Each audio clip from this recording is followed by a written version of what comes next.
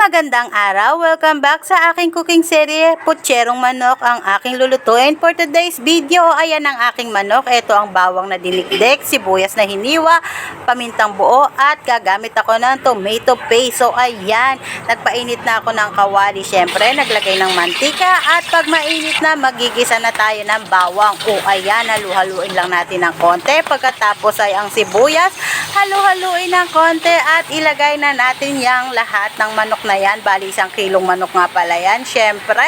At hahaluin natin, sasangkutsahin ng maigi ang ating manok.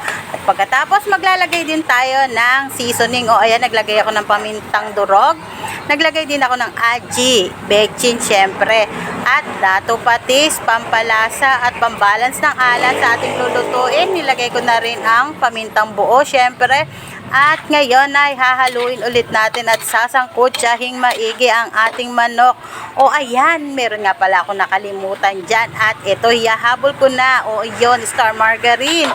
Hindi na magre-reklamo yan. O ayan, haluin lang natin ng konti at maglagay ng laurel. O yun, pak! At hayaan natin siyang kumulo at maluto. Sa sangkutsa, ito nga pala ang aking gulay at ito, Heinz pork and beans at meron ako ditong beans at patatas. Syempre, saging hindi mawawala yan. Ayan nga pala, inilagay ko na yung patatas at haluin na. At susunod kong ilalagay itong Heinz pork and beans. So ayan, pampalasa sa putsero. At pagkatapos niya, naglagay nga pala ako ng tubig at hindi ko na pinakita. At isinunod ko na yung tomato paste, pampabula sa ating niluluto. O ayan, halu-haluin natin ng konti. At pag kumukulo na, o ayan, ilagay na natin yung beans na yan. Pagkatapos, ilalagay ko na rin tong saging, syempre.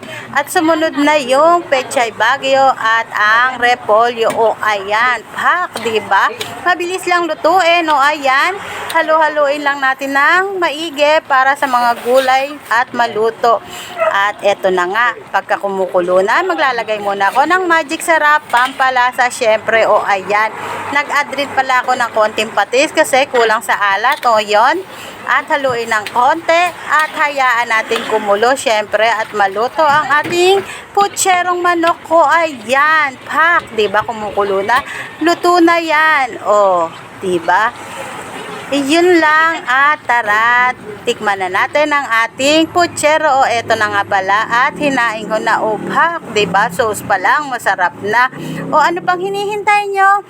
O try nyo na din ang aking recipe. So yun lang, maraming salamat.